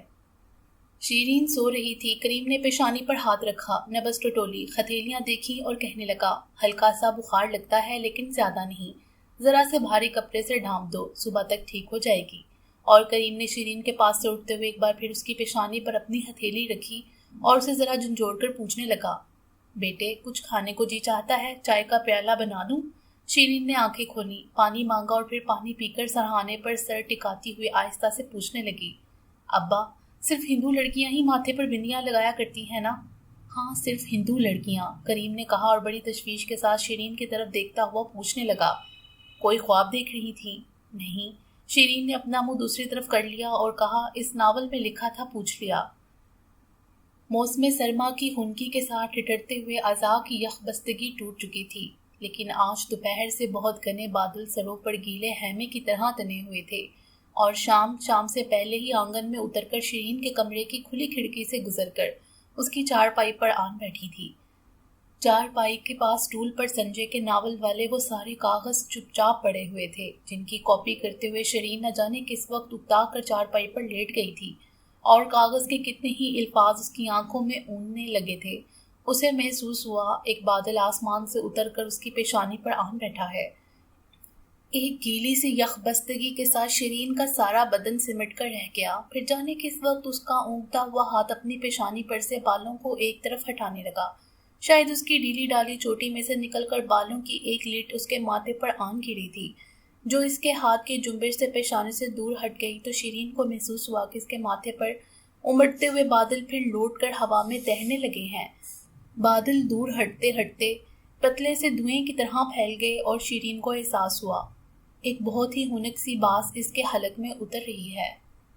شیرین کی سانسیں اس کے سینے میں اور بھی مختصر اور بیکل ہو گئیں. شاید دھواں بھی نہیں تھا، بانس بھی نہیں، صرف یوں جیسے سانس لینے کے لیے آسمان میں ہونا ناپید ہو گئی ہو اور پھر جیسے اس کے تمام عذاب پر بے ہوشی طاری ہو گئی ہو. شاید اس کی اونگتی ہوئی آنکھوں میں نیند کچھ اور بھی گہری ہو گئی تھی. جانے کس وقت آنکھوں کے آگے اتنے اندھیرے میں کئی رنگوں کی دھاریں ابھر آئیں اور شیرین نے ایک بہت لمبی اور سہل سانس لے کر اپنے زریدہ اعضاء کو چارپائی پر نہایت سہولت سے پھیلا دیا. رنگوں کی دھاریاں اور گہری ہو گئیں. بہت قریب شیرین کو یوں محسوس ہوا وہ اپنے ہاتھ سے ان کو چھو سکتی ہے. ایک پرسکون سی ہوا اس کی سانسوں میں ہمکنے لگی اور اس نے رنگوں کی دھاریوں کو گرفت میں لینے کے لیے اپنا ہاتھ بلند کیا. دھاریاں شاید صرف رنگوں کی ہی نہیں تھیں. ایک انتہائی ریشم گول رسی اس کے ہاتھ سے چھو گئی. ہاتھ کو لمس کا احساس ہوا لیکن گرفت میں کچھ نہ آ سکا، جیسے ایک سخت لیکن ریشمی رسی اس کے ہاتھ سے پھسل گئی ہو. اس نے پھر رنگوں کی لکیروں کی طرف دیکھا اور اب کچھ دور ہٹ گئی تھیں اور اوپر بھی جہاں ہاتھ نہیں پہنچ سکتا تھا. اور شیرین کو لگا وہ بہت زور لگا کر ایڑی اٹھا کر ہاتھ بلند کر رہی ہے اور پھر اس کا پاؤں بالکل مڑ گیا تھا. پاؤں میں موچ آنے کے درد کے احساس سے وہ ہڑبڑا کر جاگ اٹھی. دیکھا پائنتی کی جانب کھڑی اماں اس کے پاؤں کو ہلا کر اسے جگا رہی تھی. یہ کون سا وقت ہے سونے کا؟ سرمئی دنوں میں دن کے وقت سوئیں تو پورا بدن اکڑ جاتا ہے. شیرین نے نیم بیزار آنکھوں سے اونگتے ہوئے چاروں طرف دیکھا اور اپنے بدن پر پڑی گرم اوڑھنی کو بھی. اماں کہہ رہی تھی سونا تھا تو کوئی بھاری کپڑا تانتی، ٹھنڈ سے سکڑی ہوئی ہو، میں نے یہ گرم شال ڈال دی تھی. اور اماں کمرے سے نکلتے ہوئے کہہ رہی تھی اٹھ، نعمت کی طبیعت ٹھیک نہیں ہے، تم آٹا گوندو میں مٹروں میں ڈالنے کے لیے آلو لے آؤں، ختم ہو گئے ہیں. شیرین نے شال کو ایک طرف ڈالا. چارپائی سے اٹھی تو اس کی نظر سٹول کی طرف چلی گئی جہاں وہ کاغذ دھرے تھے جن پر سنجے کے ناول کو نقل کرتے ہوئے وہ جانے کس وقت سو گئی تھی اور وہ حیران سی ہو کر ان کاغذوں کی طرف دیکھنے لگی. یاد آیا کہ جس صفحے کو لکھتے لکھتے وہ سو گئی تھی اس میں سنجے نے اس حفت رنگ کمان کی تفصیل بیان کی تھی جس پر اس نے میتا کو بیٹھے دیکھا تھا. شیرین کو اپنا رنگوں کی لکیروں والا خواب یاد آ گیا. لکیریں بالکل ویسی تھی جیسے آسمان پر پھولنے والی دھنک کی ہوتی ہیں. کھڑکی میں سے در آتی شام کی ہنکی ہڈیوں میں اتر گئی. لیکن اسی کمان پر سنجے کی میتا بیٹھی ہے. میں اسے ہاتھوں سے تھامنے کی کوشش کیوں کر رہی تھی؟ یہ بھی یاد آیا کہ ان لکیروں کو پکڑتے ہوئے محسوس ہوا تھا جیسے ایک سخت ریشمی رسی سچ مچ اس کے ہاتھ سے چھو گئی ہو. شیرین نے خود ہی اپنے آپ کو دلیل دی. شاید اس بات کا خیال آ گیا تھا جب کم سنی میں درخت کی شاخوں سے رسی باندھ کر ہم اور جمیلہ جھولا ڈالا کرتی تھی. لیکن شیرین کے دل کو اطمینان نہیں ہوا. میں ریشمی رسی کے جھولے کو ہاتھ سے تھامنے لگی تو جھولا ادھر سڑک گیا تھا. دل نے کہا شاید اسے میتا نے اوپر کھینچ لیا ہو. اور شیرین سٹول پر رکھے تمام کاغذ کو سمیٹ کر الماری میں رکھنے کے بعد جب باہر جا کر پرات میں آٹا چھاننے لگی تو چھنی اس کے ہاتھ میں کپ کپا رہی تھی. آج اتوار تھا. سنجے کریم کے گھر جاتے ہوئے جب فیتے کے دروازے سے گزرا تو اس کی نظر دھیرے سے فیتے کے گھر کی طرف چلی گئی. دروازہ کھلا تھا لیکن وہ کھلے آنگن یا کھلے دروازے کے بیچ کہیں دکھائی نہیں دیا. اس لیے سنجے کریم کے گھر کی طرف نکلتا چلا گیا. دیکھا کہ سامنے کریم اور فیتا دونوں اسی طرف چلے آ رہے ہیں. فیتے نے سنجے کو دیکھتے ہی سلام کیا اور کہا لو یہ تو میرا عزت بیگ آ رہا ہے. سنجے ہنس دیا. تو تم اس وقت کریم لالا کو ساتھ لے کر کہاں چلے ہو میاں؟ فیتے نے ہاتھ سے اپنے گھر کی طرف اشارہ کیا. سنجے ان کے ساتھ پھر 2 قدم پیچھے چل دیا فیتے کے گھر کی طرف. تینوں آنگن میں آئے تو کریم نے دیوار کے ساتھ لگی چارپائی بچھاتے ہوئے کہا آج نعمت کی طبیعت کچھ ٹھیک نہیں اس لیے دائی کو بلا کر لایا تھا. سنجے نے کریم کے کان کے پاس منہ لا کر کہا آج پھر تمہاری ممتاز نے آنا ہے. کریم جواب میں ہنس دیا. تمہیں یاد ہے وہ بات؟ لیکن ابھی نہیں. ویسے ہی شاید نعمت کا پاؤں کہیں اونچی نیچے جگہ پر پڑ گیا تھا اس لیے دائی کو بلایا ہے. ابھی تو کافی دن باقی ہیں. फीते ने करीम के लिए हुक्का भरा और संजय से कहने लगा, संजय मियाँ क्या खिदमत करूं, चाय बनाऊं? दोस्त तुम संजय मियाँ को इज्जत कहकर इज्जत बख्श देते हो, अब और कौन सा एजाज बाकी रह गया है? संजय ने कहा और इसके चाक की तरफ देखता कहने लगा, तुम जिस दिन चाक पर बर्तन चढ़ाओ मेरा जी चाहता है वो पूरा दिन तुम्हारे पास बैठकर सराहियों की गर्दनें ढलकते देखा करूं। बस अब चाक के दिन आने वाले हैं। सुरमई दिनों में काम जरा ठंडा पड़ जाता है। पिछले दिनों प्याले और मर्तबान उतारे थे, अभी वो भी आवे पर नहीं चढ़ाए, फीता कह रहा था। दफतन संजय के जहन में एक ख्याल आया, कहने लगा, मियाँ प्यालों पर फूल बूटे बना लो ना। फीते ने दाहिने हाथ को इस तरह हवा में लहराया जैसे फूल बूटों वाली बात कब से हवा में गुम हो चुकी हो। कहने लगा, अगर तुम कहो तो तुम्हारे लिए मैं कुछ प्यालियों पर फूल बूटे बना दूं। संजय कुछ खामोश सा रह गया। क्या सोच रहे हो? करीम ने पूछा तो दर्द की एक शिकन संजय के होंठों पर मुस्कुराहट बनकर रुक गई। कहने लगा, जिन इलाकों में बारिशें बहुत कम हुई हैं, साल भर में सिर्फ एक बार बहुत इंतजार के बाद छींटे पड़े हैं, वहां लोग अपने बच्चों की उम्र बारिशों से गिनते हैं। फलां की उम्र 5 बारिशें, फलां की उम्र 7 बारिशें, फलां की उम्र 12 बारिशें। सोच रहा था हर जगह आदमी की उम्र कुछ इसी तरह शुमार में आती है। करीम बड़े गौर से संजय के मुंह को तकने लगा तो संजय ने कहा, अगर सोचे तो हमारी सबकी उम्रें इसी हिसाब से शुमार होनी चाहिए। जैसे करीम मियाँ, तुम्हारी उम्र एक मुमताज, मेरी उम्र एक मीता और फीते की उम्र एक सलमा। करीम ने हुक्के का एक भरपूर कश लगाया और कहने लगा, बात तो कुछ ऐसी होती है जिसकी रूह जहां जुड़ जाए, वो ख्वाह इश्क का मामला हो या खून के रिश्ते का। संजय ने अपने बयान के दर्द से छुटकारा पाने के लिए फीते की तरफ निगाह डाली। अच्छा मियाँ, जिस दिन आवा चढ़ाओगे मैं तुम्हारे पास बैठकर तुम्हारे प्यालों पर बेल बनाऊंगा। फीते के चेहरे पर तवानाई का एक मौसम आकर गुजर गया, लेकिन करीम अभी इसी सोच में गुम था। कहने लगा, ये बात भी दुरुस्त है, लेकिन एक और बात का भी तो इम्कान है। क्या? संजय ने पूछा। जो तुम जैसे ज़हीन लोग होते हैं उनका कसब और आमदनी भी तो उनका इश्क होता है। इन्हें तो अपनी उम्र इसी तरह शुमार करनी चाहिए कि फलां की उम्र 3 नॉवल, फलां की 5 तस्वीरें, फलां की। संजय बीच में बोल पड़ा, फिर तो तुम्हारी 4 तस्वीरें हो चुकी, अब 5वीं तस्वीर होने वाली है। कौन सी तस्वीरें? मैं कोई मुसव्विर हूँ? मैं तो अदीबों की तरह मुसव्विरी की बात कर रहा हूँ। संजय हंसने लगा। एक तुम्हारी शीरीन, एक जमीला, एक सलामत और एक अब्दुल्ला। माँ बाप तो सबसे बड़े मुसव्विर होते हैं। भाई देखो कैसी तस्वीरें तराशते हैं। करीम को संजय की बात से दिल लगी सूझने लगी। कहने लगा, नहीं यार, हमारे मजहब में बुत परस्ती नहीं चल सकती। अच्छा? संजय ने करीम के कंधे पर जोर से हाथ मारा। तो ये बुत परस्ती वाली बात तुम्हें अब सूझी है, मुमताज के नाम पर नहीं सूझी थी? करीम की दलील फीकी पड़ गई और कहने लगा, कोई आम सा आदमी हो तो उससे मैं पूरा उतर लूं, लेकिन खुदा से मुकाबला करे। और वो फीते की तरफ मुंह करके कहने लगा, यार वो अदीब भी तो जमीन के खुदा होते हैं। कलम थामा और अपने अफसानों में दूसरों की तकदीर को अपने हाथ से कलम बंद कर दिया। संजय ने हंसकर करीम की तरफ देखा और सिगरेट सुलगाई। फीते को सिर्फ बातें करना और संजय की तवाज़िया ना करना अच्छा नहीं लग रहा था। कहने लगा, मियाँ बहुत अच्छी दुकान है, रोटी और कबाब ले आऊं?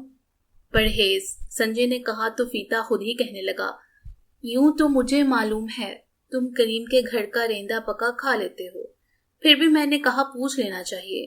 फीता उठकर जाने लगा तो संजय ने उसे रोक दिया।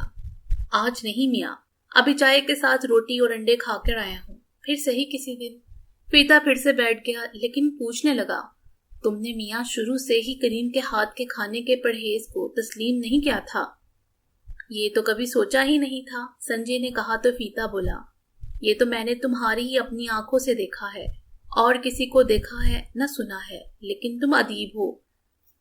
शूदर और ब्राह्मण वाली बात शुरू से ही चली आती है क्या? भला जब जमीन पर नूहे इंसान की इब्तिदा हुई होगी तो किसी ने बताया होगा कि फलां आदमी शूदर है और फलां ब्राह्मण। करीम कहने लगा, मैं तुम्हें बताता हूँ फीते, ये बात इब्तिदा में बिल्कुल नहीं थी, ये तो बात के तजुज़ियों का निचोड़ है। जिस तरह शक्लें अलहदा अलहदा होती हैं, इसी तरह आदमियों की अक्लें भी अलहदा अलहदा होती हैं। जो लोग ज़हीन थे, पढ़ाई लिखाई पर तवज्जो देते थे, वो ब्राह्मण हो गए। जो मजबूत डेल ढोल के लोग थे, दुश्मन से लड़ सकते थे, वो खतरी हो गए, जिनकी तबीयतें कारोबार की तरफ माइल थी। क्यों, मैं ठीक कह रहा हूं ना? करीम ने संजय की तरफ देखते हुए कहा। संजय ने इस बात में सर हिला दिया और कहा, वो वेश हो गए जो व्यापार करते थे। और करीम कहने लगा, जो मामूली सूझबूझ रखने वाले थे और अपनी अकल से कोई काम नहीं कर सकते थे, वो छोटे छोटे मेहनत करके काम करने लगे और शूदर कहलाए, हिदमतकार। बात बस यहीं से शुरू हुई थी। नहीं मियाँ, ये बात भी बाद में बनी। संजय ने एक और सिगरेट सुलगाई और कहने लगा, असल में एक ही आदमी पहले शूदर हुआ करता था, फिर वेश, फिर खत्री और फिर ब्राह्मण। क्या मतलब? करीम और फीता हैरान होकर संजय की तरफ देखने लगे। यही कि आदमी जब पैदा होता है तो शूदर होता है, संजय ने कहा तो करीम बोल पड़ा, ब्राह्मण के घर में भी शूदर जन्म लेता है? ये किस तरह हो सकता है? हाँ मियाँ, संजय ने हंसकर करीम की तरफ देखा, ब्राह्मण का बच्चा भी शूदर होता है। असल में बच्चा जब बच्चा होता है, माँ बाप का हुक्म मानकर चलता है तो वो शूदर होता है। फिर कुछ तालीम और तरबियत पाकर जब वो काम काज में लग जाता है तो वेश होता है। फिर जब अपने मुल्क की हिफाजत के लिए लड़ता है तो खतरी होता है। और सन रसीदगी के आलम में जब जिंदगी का इल्म व फजल उसे हासिल हो चुका तो वो ब्राह्मण बन जाता है। अच्छा यार, बात तो समझने वाली है, लेकिन कहीं आज तक सुनी नहीं थी। करीम ने हुक्के का एक तवील कश लिया और हैरान होकर संजय के मुंह की तरफ देखने लगा। ये चारों हालतें एक ही आदमी की होती हैं, उसकी उम्र के मुताबिक। बात असल में यहीं से शुरू हुई थी, लेकिन फिर बिगड़ती बिगड़ती ऐसी खराब हुई कि आज तक दुरुस्त नहीं हो सकी। करीम ने हुक्का एक तरफ रख दिया और दिल में संजय की तोकीर और भी फजू हो गई। चारपाई से उठता कहने लगा, चलो उठो, घर चलें। लेकिन वहां संजय ने कहा तो करीम बोला, वो दाई कुछ देर के लिए उसकी मुट्ठी चापी कर रही थी, इसलिए मैं थोड़ी देर यहाँ रुक गया। वो तो बहुत देर पहले चली गई होगी, आओ चलें। और संजय उठकर करीम के साथ चल दिया। एक दिन दीवार के साथ बंधी लंबी रस्सी पर करीम धुले हुए कपड़े सूखने के लिए डाल रहा था। जिस वक्त संजय ने अपनी साइकिल दरवाजे के पास रखी और करीम की तरफ देखता हंसने लगा। मैंने कहा, घर तो करीम का ही लगता है, लेकिन ये नंगा फकीर कहाँ से आ गया? करीम कमर में मुख्तसर सा तहमद बांधे था, लेकिन ऊपर कमीज नहीं थी। हाथ के कपड़े झटकता और रस्सी पर डालता कहने लगा, कभी कभी यार फकीरों के दिल में भी मोहब्बत जाग पड़ती है। मैंने चाहा आज हुस्ने इत्तेफाक से छुट्टी है, इन फकीर जादियों के काम में हाथ बटा दूं। संजय खुद ही एक कमरे से चारपाई घसीट कर आंगन में डालता और बैठता कहने लगा, तुम्हें तो मियाँ अदीब होना चाहिए था।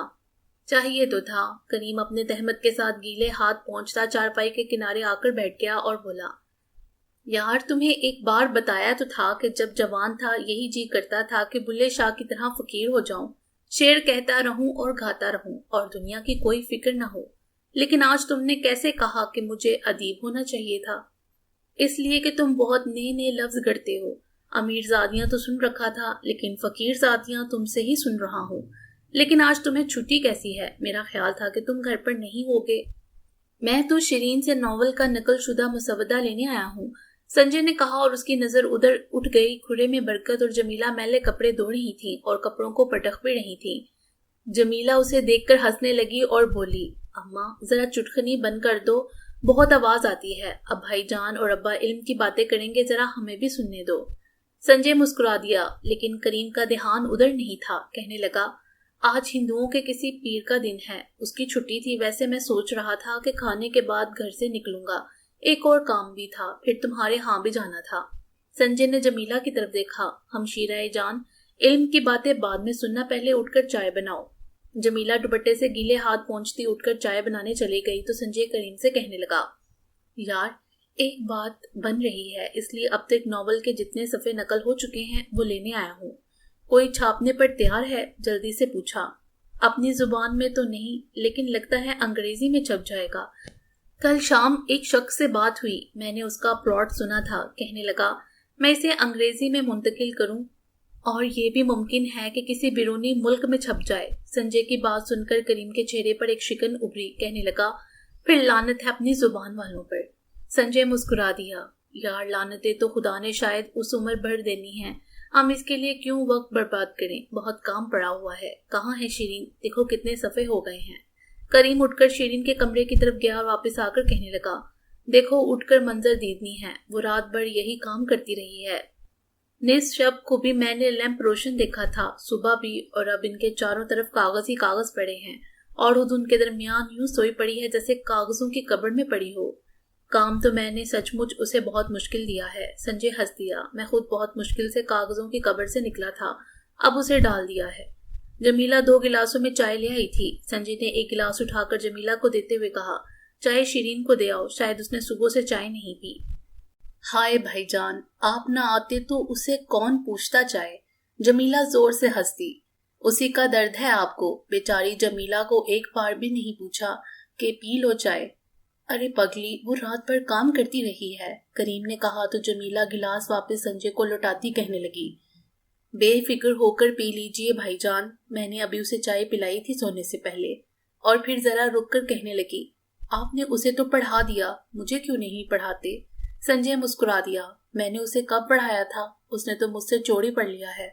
जमीला कुछ कहने लगी थी जिस वक्त बरकत ने उसे आवाज दी, अरे बढ़िया, दाल चने की दाल चढ़ा दो, ये कपड़े बाकी रह गए हैं, मैं खंगाल कर लाती हूँ। जमीला चली गई तो करीम ने चाय का घूंट लेते हुए कहा, मियाँ तुमने उस दिन जो बात सुनाई थी, मैं जब से उसी के बारे में सोच रहा हूँ। कौन सी बात? वही शूद्र और ब्राह्मण वाले के आदमी खुद ही 4 जातों में तकसीम होता है। हाँ मियाँ, किसी ने बात तो बड़ी दुरुस्त बताई है, जिसने इल्म हासिल कर लिया वही ब्राह्मण हो गया, जिसे आप लोग आलिम फाजिल कहते हैं। लेकिन यार, वो भी तो हिंदू हैं, जो ख्वाह 100 बरस जिए बराए नाम इल्म रखते हैं, वो तो उम्र भर शूदर ही रहा ना। असल में मुनाकशत का आगाज यहीं से हुआ। कहीं तो उम्र भर शूदर ही रहते, कहीं उम्र भर वेश रहते। जरूरी नहीं होता कि उम्र के साथ इल्म हासिल हो जाए। एक हाफिज साहब थे, बहुत मशहूर आदमी, वही जिनके इंतकाल की खबर आई थी पिछले दिनों। वही, खुदा उसकी रूह को अपनी जवारे रहमत में जगा दे, जन्नती देर जिंदा रहा, हुकूमतों के डोल पीटता रहा। हुकूमतों ने तो इसे हिल्लतों से तो नवाजना ही था, सो वो बहुत नवाजा गया। हाँ, मैंने अखबार में पढ़ा था, लेकिन सच पूछो तो खुदा ने जानवर को आदमी की जून में पैदा किया था। तुम उसे जानते थे? नहीं यार, मुझे ये शर्फ हासिल नहीं हुआ था। मैंने तो सब कुछ उसके मुंह से सुना था जो अब उसका मातम करने में पेश पेश है।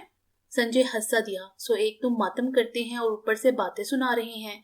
यही तो दुनियादारी होती है। और मियाँ, तुम क्या दुनियादारी किसी और शय को समझते हो? परसों खुदा की मार, मैं भी उन्हीं की संगत में फंस गया। वो किस तरह? मेरे साथ तो इन्हें फकत इतना ही काम कि इन्हें कोई अच्छा कातिब नहीं मिल रहा था। तुम्हें मालूम है कि उर्दू का काम अब इतना कम रह गया है कि कातिब ही नहीं मिलते।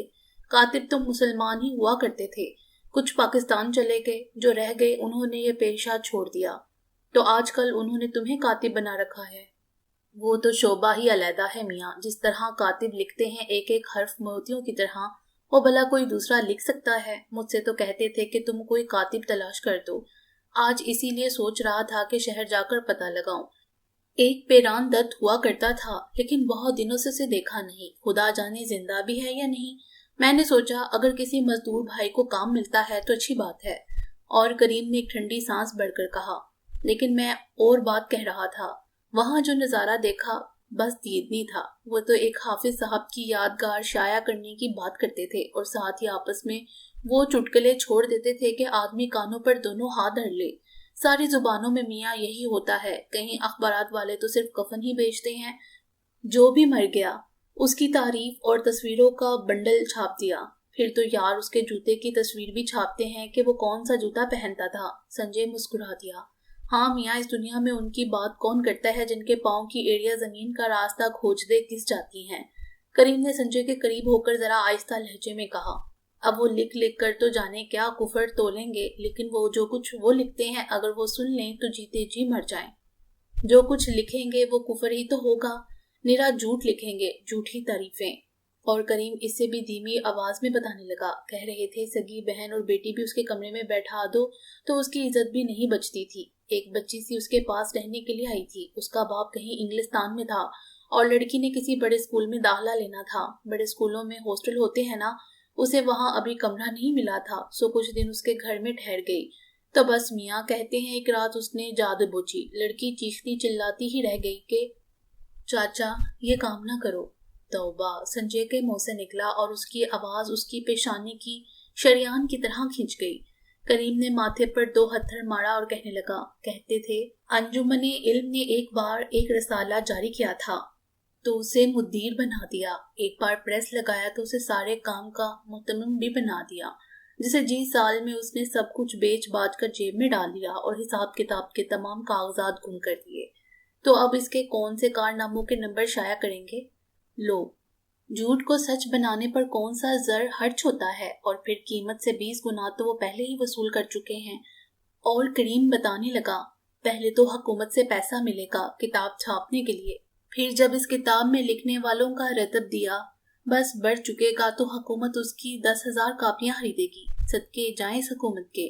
سنجے منٹ بھر کے لیے چپ ہو گیا، پھر آہستہ سے کہنے لگا، حکومتوں کی یہی تو فضول خرچیاں ہیں جن کی بنا پر ہر سال عام آدمی پر اندھا دھند ٹیکس میں اضافہ ہو جاتا ہے۔ وہ تم نے دوزخ کا جو منظر دیا تھا کہ وہ ایک میدان میں لوگوں کا گوشت چھری سے کاٹ رہے ہیں، وہ سارا ناول میں لکھا ہے یا نہیں؟ کریم نے پوچھا۔ سنجے مسکرانے لگا، میاں اگر وہ نہیں لکھنا تھا تو پھر ناول ہی کیوں لکھتا؟ وہ تم نے بالکل صحیح نظارہ دیکھا تھا کہ جو لوگ بالکل بے عقل ہوں گے، نہ کوئی کام کریں گے، نہ کسی کام کے قابل ہوں گے، ان سے کوئی ٹیکس نہیں لیا جائے گا، اور جو عقل کے بل پر روزی کمائیں گے تو روٹی سے ان کے بدن میں تازہ لہو مہکے گا، اور وہ 50% لہو اور گوشت بطور ٹیکس ادا کریں گے۔ ہاں، اور تمہیں اس ہفتے کی بات سناؤں کہ امریکہ میں بہت سے لوگوں نے مظاہرہ کیا ہے کہ حکومت اپنے اخراجات کم کرے تاکہ لوگوں کی ٹیکس کم ہو۔ انہوں نے نام لے لے کر بتایا ہے کہ کتنے آدمی ٹیکس کی ادائیگی میں ہارٹ اٹیک سے مر گئے ہیں۔ کریم کی آواز میں ذرا حدت پیدا ہو گئی۔ پھر تو تمہاری طرح اور ملکوں میں بھی لوگ اپنی آواز بلند کر رہے ہیں۔ لیکن میاں، سنجے کی آواز اسی طرح ہنک تھی، حکومتوں کی صرف زبان ہوتی ہے، کان نہیں ہوتے، ہر ملک میں یہی حال ہے۔ تمہیں اور بتاؤں؟ کریم کی آواز قدرے بلند ہو گئی۔ کتاب کا جو بندوبست ہو رہا ہے وہ ہو ہی رہا ہے۔ کل انہوں نے حکومت سے اپیل کی تھی کہ حفیظ صاحب کے نام پر ایک ڈاک کا ٹکٹ بھی جاری کیا جائے۔ سنجے کی ہنسی چھوٹ گئی۔ کیوں؟ کیا وہ دوزخ میں اسے خط لکھنا چاہتے ہیں؟ یہ شاید سنجے کی ہنسی کی آواز تھی جس سے اندر کمرے میں سوئی شیرین جاگ گئی اور اٹھ کر آنگن میں آ گئی۔ سنجے نے چارپائی سے اٹھ کر شیرین کو سلام کیا تو کریم ہنس دیا۔ ارے لڑکی، تم ابھی سے شودر سے براہمن ہوتی جا رہی ہو، دیکھو سنجے صاحب تمہیں سلام کر رہے ہیں۔ سچ یار، میں نے اس عمر سے زیادہ کام اسے سونپ دیا ہے اور کام کرنے والے کو سلام کہنا ضروری ہے۔ سنجے نے جواب دیا تو کریم شیرین سے مخاطب ہو کر کہنے لگا، جس ناول کی تم نقل کر رہی ہو وہ انگریزی میں بھی چھپ رہا ہے۔ شیرین نے کہا کچھ نہیں، ایک بار سنجے کی طرف دیکھا، پھر نگاہ نیچی کر لی۔ جاؤ بیٹا، جتنے صفحے تیار ہیں اسے دے دو، کریم نے کہا تو شیرین پھر کمرے میں لوٹ گئی۔ کوئی منٹ بھر بعد شیرین نے کمرے کی دہلیز کے پاس آ کر کہا، ایک بار دیکھ لیں میرا لکھا درست ہے یا نہیں۔ شیرین کو کئی دن ہو گئے تھے نقل تیار کرتے، لیکن سنجے نے پہلے صفحے کے سوا اور کوئی صفحہ نہیں دیکھا تھا، صرف ایک دن بتایا تھا کہ وہ ہر صفحے پر کتنا حاشیہ چھوڑ دے۔ شیرین نے وہ صفحہ دوبارہ لکھ کر بتایا دیا تھا، پھر اس کے بعد آج تک نہ کچھ پوچھا تھا نہ دیکھا تھا۔ سنجے نے کمرے کی طرف جاتے صرف اتنا کہا، اگر مہارت حاصل کرنا ہو تو ہر حرف بہت صاف صاف پڑھا جانا چاہیے، اور پھر کمرے میں جا کر کاغذوں کو نمبر وار رکھتی شیرین کے ہاتھ سے کچھ کاغذ لے کر دیکھنے لگا۔ 120 صفحے ہو بھی گئے۔ سنجے نے باقی کاغذ تھام لیے اور کچھ حیران ہو کر شیرین کی طرف دیکھنے لگا۔ پہلے ہاتھ نہیں چلتا تھا، اب اور بھی جلدی ہو جائیں گے، شیرین نے کہا اور نقل کے ساتھ اصل کاغذ بھی دے دیے۔ شکریہ یا مہربانی جیسی کوئی بات کہنے کے لیے سنجے نے شیرین کی طرف دیکھا، لیکن شیرین کی محبت کے آگے سے یہ سارے الفاظ چھوٹے لگے اور وہ کہنے لگا، سب سے پہلے تم نے ہی اس ناول کو پڑھا ہے، اس لیے سب سے پہلے تم ہی بتاؤ کہ کیسا لگا۔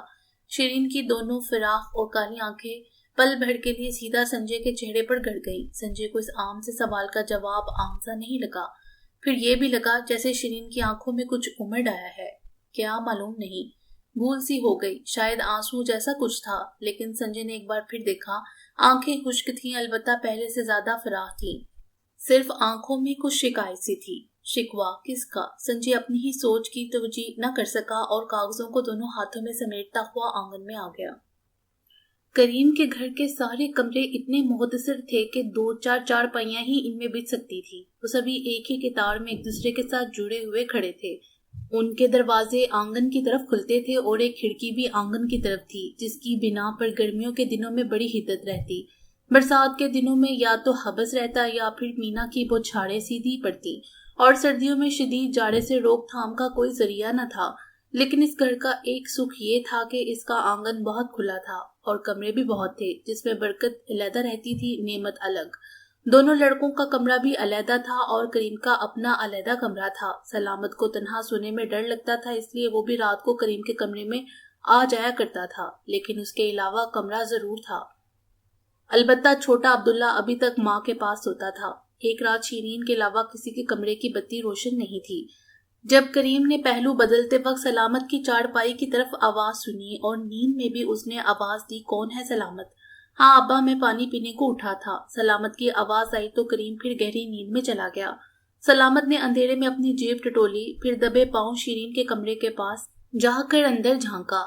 शीरीन अपनी धुन में लैंप की रोशनी में कागज खोले नावल के बाकी मांदा सिफात की नकल तैयार कर रही थी। सलामत दहलीज के पास ही था जब उसने जमीला की आवाज सुनी। मुझे तो अब इस कमरे में नींद नहीं आती, ना तुम बत्ती बुझाती हो ना मैं सो सकती हूँ। कल से मैं सलामत वाला कमरा छीन लूंगी, अकेली सो जाऊंगी। शीरीन ने कागज से ध्यान हटाया, शायद जमीला से कुछ कहने लगी थी। जिस दरवाजे के पास सलामत का हेवला नजर आया कहने लगी, कौन है सलामत, तुम यहाँ क्या कर रहे हो? कुछ नहीं, पानी पीने को उठा था। जाओ फिर सो जाओ जाकर, शीरीन ने कहा और बाकी सिफात को देखने लगी। शायद गिनने लगी थी। शीरीन फिर अपने काम में लग गई थी और पूरे 2 सफ़े उसने और लिख लिए थे जिस वक्त उसे आंगन में एक खटका सुनाई दिया। कौन है बाहर? शीरीन ने कुछ चौंक कर दरवाजे की तरफ देखा, लेकिन बाहर अंधेरा था, नजर कुछ नहीं आया। वो हाथ वाले कागज को पास रखकर उठने लगी थी जिस वक्त सलामत चौखट पर खड़ा अंदर को झांकता नजर आया। तुम क्या कर रहे हो यहाँ? शीरीन ने सलामत की तरफ देखकर कुछ गुस्से से पूछा तो सलामत ने होंठों पर उंगली रखकर उसे चुप रहने का इशारा किया, फिर उसे इशारे से जैसे दरवाजे के पास बुलाया। शीरीन उठकर दरवाजे के पास गई तो सलामत ने अंदर की तरफ झांकते हुए आहिस्ता से पूछा, क्या जमीला सो गई है? शीरीन ने अंदर की तरफ देखा, जमीला की चारपाई की तरफ, और कहने लगी, क्यों, वो तो सो रही है। सलामत ने जेब में से एक कागज निकालकर शीरीन को दे दिया, कहने लगा, जमाल ने कहा था ये शीरीन को उस वक्त देना जब वो अकेली हो। कौन जमाल? शीरीन ने हाथ में थामे कागज को यकबारगी देखा और एक बार सलामत के मुंह को। साथ की गली वाला फेड़ी वाला जमाल, सलामत कह रहा था जिस वक्त करीम की आवाज आई। कौन है बाहर आंगन में? मैं हूँ अब्बा, सलामत ने कहा और जल्दी से अब्बा के कमरे की तरफ चला गया। तुम्हें आधी रात को कौन सी प्यास लग गई है? करीम की ऊँगती सी आवाज आई। फिर चारों तरफ चुप छा गई। शीरीन का वो हाथ काम किया जिसमें सलामत एक मैला सा कागज थमा गया था। कागज में जाने क्या लिखा था, लेकिन शीरीन को एक बात सी आ गई थी, जैसे अचानक एक बड़े मेले और कचरे बड़े मुकाम पर इसका पांव जा पड़ा हो। शीरीन का हाथ कसमसा कर एक बार हवा में यूं बुलंद हुआ जैसे अभी जमाल सामने खड़ा हो और इसने एक भरपूर तमाचा उसके गाल पर जड़ दिया हो। जी चाहा जोर से चीख उठे, अब्बा ये देख अपने बेटे की करतूत, लेकिन एक खौफ ने उसे थाम लिया। सभी सोए हुए जाग पड़ेंगे और शायद सोई हुई ये बात भी। वो कांपती हुई चारपाई के किनारे बैठ गई। वो थोड़ा मरोड़ा सा कागज अभी हाथ में ही था। शीरीन को अपने हाथ से कराहत सी आई और उसने कागज स्टूल पर फेंक दिया। स्टूल पर नावल के असल सिफात भी थे और नकल भी, और इन सिफात पर पड़ा ये कागज शीरीन को दिखाई दिया जैसे उस दोजख से किसी ने ये खत लिखकर उसे भेजा हो जिसका हाल वो इस वक्त नकल कर रही थी। शीरीन ने इस खत को पढ़ा नहीं, लेकिन यूं लगा जैसे उसे देखकर ही उसका पूरा जिस्म मर गया हो। फेरी वाले जमाल को वो जानती नहीं थी, लेकिन इतना सुन रखा था कि वो बराबर मोहल्ले का बदमाश कहलाता है। जी में आया कागज को फाड़कर पुर्जे उड़ा दे और बाहर आंगन में जाकर दीवार से बाहर फेंक दे, लेकिन साथ ही उसने जी में एक फैसला कर लिया कि सुबह अपने बाप को ये जरूर दिखाएगी, वरना जाने कल या परसों सलामत इस जैसा कोई और कागज इसको फिर दे जाएगा। इसके बाद शीरीन नावल का कोई हिस्सा नकल न कर सकी। वो सरहाने पर सर रखकर यूं पड़ी रही जैसे हाथों की सारी हरकत मर गई हो। जाने किस वक्त नींद आ गई, कब दिन चढ़ा, किस वक्त घर की ख्वाबदीदा आवाजें जागी। जब इसकी आंखें खुली तो जमीला इसे चाय का गिलास दे रही थी। शीरीन ने घबराकर जमीला की तरफ देखा, फिर स्टूल की तरफ, और कहने लगी, जरा अब्बा को बुलाना। करीम कमरे में आया तो शीरीन ने स्टूल की तरफ हाथ बढ़ाया। सब खत्म हो गया। करीम ने तय किए हुए कागज की तरफ देखा और शीरीन के सर पर हाथ फेरा। तुम शायद रात भर लिखती रही हो। करीम ने चारपाई के पाए के पास रखा चाय का गिलास देखा जो अभी जमीला ने वहां रखा था, और गिलास उठाकर शीरीन को देते हुए कहने लगा, ले जरा गर्म घूंट लेकर थोड़ी देर के लिए सो जा। आज इतवार है, संजय जरूर आएगा, बड़ा खुश होगा। करीम कह रहा था जिस वक्त शीरीन ने शिकस्ता आवाज में कहा, नहीं अब्बा, अभी 3 सफ़े बाकी हैं। और उसने मुड़े तुड़े कागज की तरफ इशारा किया जो इन सफ़ात के बीच उड़ेसा हुआ था। करीम ने कागज ले लिया और इसकी तह खोलता पूछने लगा, ये क्या है? मैंने नहीं पढ़ा, शिरीन ने कहा तो करीम की टेढ़ी मेढ़ी सतरों को देखा अंदाजे से पढ़ने लगा। जालिम लोग हैं शिरीन तेरे शहर के, अपने भीगे हुए रुखसार मेरे जलते हुए होंठ पर रख दे। करीम के हाथ को जैसे किसी ने डस लिया था। बोझलत में चारपाई के किनारे बैठता पूछने लगा, ये तुम्हें किसने दिया है? सलामत ने। सलामत ने? करीम ने हैरानी से कहा और फिर कागज की तरफ देखने लगा जिसके एक गोशे में लिखा था, तेरा दीवाना जमाल। करीम कुछ देर के लिए बिल्कुल चुप हो गया, फिर कहने लगा, ये सलामत लाया? कब? रात। करीम को रात की बात याद आ गई जब उसने दोबारा खटका सुनकर आवाज दी थी और सलामत ने कहा था वो पानी पीने के लिए उठा था। करीम चारपाई से उठता पूछने लगा, इससे पहले भी सलामत ने कभी उसका कोई खत दिया है? नहीं, शिरीन ने कहा तो करीम उसका कागज मुट्ठी में बींचता बाहर चला गया।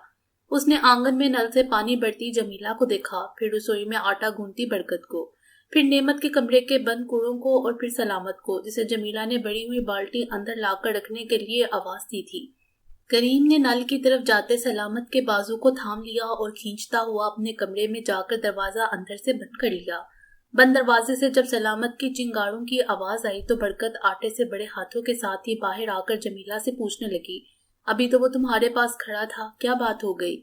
मालूम नहीं, जमीला ने कहा और बाल्टी उठाने के लिए नल की टूटी को बंद करती टूटी पर हाथ रखकर अब्बा के कमरे की तरफ देखने लगी। सलामत की आवाजें और भी बुलंद हो गई थी, साथ ही ऐसी आवाजें आई जैसे इसका सर दरवाजे से टकराया हो। नेमत भी अपनी चारपाई से उठती बहुत वक्त से दरवाजे में आन खड़ी हो गई और बरकत करीम के दरवाजे की तरफ जाती कहने लगी, अरे अब बस करो, मार ही डालोगे बच्चे को। बरकत ने आटे वाले हाथ से ही बड़ी जोर से दरवाजा खटखटाया, लेकिन करीम ने ना तो अंदर से कोई आवाज ही दी और ना दरवाजा खुला। सलामत की चिंगारें जब लंबी लंबी होकों में बदल गईं तो करीम ने दरवाजा खोल दिया, लेकिन बताया कुछ नहीं, सिर्फ बुलंद आवाज में कहा, तुम सब मेरे सर पर क्यों आन खड़ी हुई हो? जाओ अपना अपना काम करो। नेमत ने एक बार तेवरी पर बल डालकर करीम को देखा, फिर चुपचाप अपना दरवाजा बंद करके चारपाई पर लेट गई। जमीला पानी की बाल्टी उठाकर अंदर बावर्ची खाने में ले गई और फिर बाहर नहीं आई। सिर्फ बरकत ने कयास लगाया कि शिरीन आवाज सुनकर भी अपने कमरे से बाहर नहीं आई। उसे जरूर इल्म होगा कि क्या बात है, इसलिए वो आहिस्ता से शिरीन के पास जाकर पूछने लगी, अरे तुम जानती हो क्या बात है? शिरीन ने जवाब नहीं दिया, ना ही माँ की तरफ देखा। सिर्फ बरकत ने देखा शिरीन सरहाने पर सर रखे चुपचाप रो रही है। बरकत चारपाई के किनारे बैठती शिरीन को बार बार पूछने लगी तो शिरीन ने आहिस्ता से कहा, तुम खुद ही कुछ देर बाद अब्बा से पूछ लेना। उसके बाद किसी में हिम्मत नहीं हुई कि वो करीम से कुछ पूछता। सिर्फ जब नेमत ने रोटी के वक्त रोटी खाने से इनकार किया तो करीम ने रोटी की थाली खुद ही थाम ली और नेमत के कमरे में जाकर रोटी उसके आगे रखते हुए कहा, आज तो खुशी से तुम्हें दुगनी रोटी खानी चाहिए थी, कल तुम्हारे बेटे ने 5 रुपए कमाए हैं। नेमत ने करीम की आवाज में छुपे तंज के नश्तर को भांप लिया, इसलिए कहा कुछ नहीं। करीम ने ही कहा, ये तो पूछ लो कैसी कमाई की है, और कहने लगा, बहन को फरोख्त करने का सौदा करके आया था। फिर करीम ने सारी बात बताई तो नेमत ने कहा, लेकिन मुझे क्यों कचौके देते हो? लेकिन मुझे अकेली ने वो बेटा जना है, जैसे मेरा है वैसा ही तुम्हारा है। करीम कुछ ठंडा पड़ गया और कहने लगा, सोने को भी गलाना पड़ता है और लोहे को भी सैकल करना पड़ता है। अगर उसे बुरी सोहबत से अभी ना बचाया तो फिर बचा नहीं पाएंगे। और नेमत के पास से उठता हुआ कहने लगा, तुम जमीला से कहना उसे खाना खिला देगी। शिरीन जानती थी आज इतवार है, बाकी के 3 सफ़े वो बड़ी मुरादों से पूरे कर रही थी। आज की सुबह उसके लिए एक नए दिन की तरह तनू हुई थी, लेकिन उसे लगा उसके सारे जज्बों को आज किसी की नजर लग गई है। जागी तो कितनी ही ठीसें देर में उठने लगी। सलामत की चीखें भी उसके हलक में जाकर अटक गई थी। न जाने कितनी देर आंखें नमनाक रहीं। हाथों में कागज भी थामे, लेकिन सारे खरूफ पानी में डुबकियां लेते नजर आने लगे। लेकिन ये लफ्ज इतवार का तिलिस्म था कि जो दिन होता गया उसके हाथों में एक जुम्बिश सी आती गई।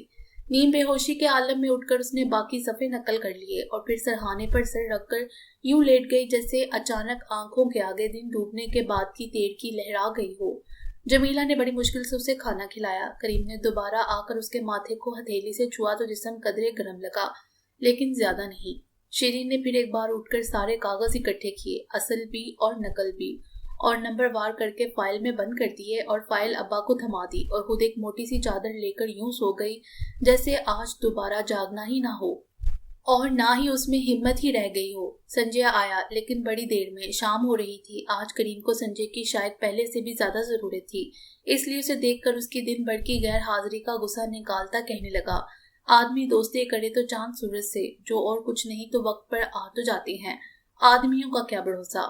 संजय साइकिल को एक तरफ रखता करीम की चारपाई के किनारे बैठ गया और कहने लगा, यार चांद तो अमावस की छुट्टी करता है, लेकिन तुम्हारे इस दोस्त ने कभी छुट्टी की है? करीम हंसा दिया। हाँ हाँ, अब तुम कहोगे सूरज भी तो बादलों का मोहताज होता है। वो तो होता है, लेकिन आदमी वो जो गमों और खुशियों का मोहताज ना हो। संजय ये क्या कह रहा था कि करीम ने उसकी बात काट कर कहा, अच्छा फलसफी साहब, दिन भर कहाँ रहे? यार अचानक पता चला कि एक जगह एक चेक फिल्म की स्क्रीनिंग हो रही है, बस रहा नहीं गया, वहां चला गया। पहले पता चलता तो तुम्हें साथ लेकर जाता। अच्छी फिल्म थी। फिल्म अच्छी थी, लेकिन उसके साथ एक मुख्तसर फिल्म थी वहां के एक, जिसका नाम था किराम की रक्स। फिर तो जुबान की मुहताजी भी ना होती, मैं भी समझ जाता। मैंने तुम्हें बहुत याद किया, अकेले में देखता और हंसता रहा। कमाल ये था कि देखकर हंसी आती थी और सोचने पर रोना आता था। बाकी इंशाल्लाह अगली वीडियो में। उम्मीद है आपको ये वीडियो पसंद आई होगी। हमारे चैनल को सब्सक्राइब करें और बेल आइकॉन को प्रेस कर दें हमारे चैनल के लेटेस्ट अपडेट्स हासिल करने के लिए। शुक्रिया।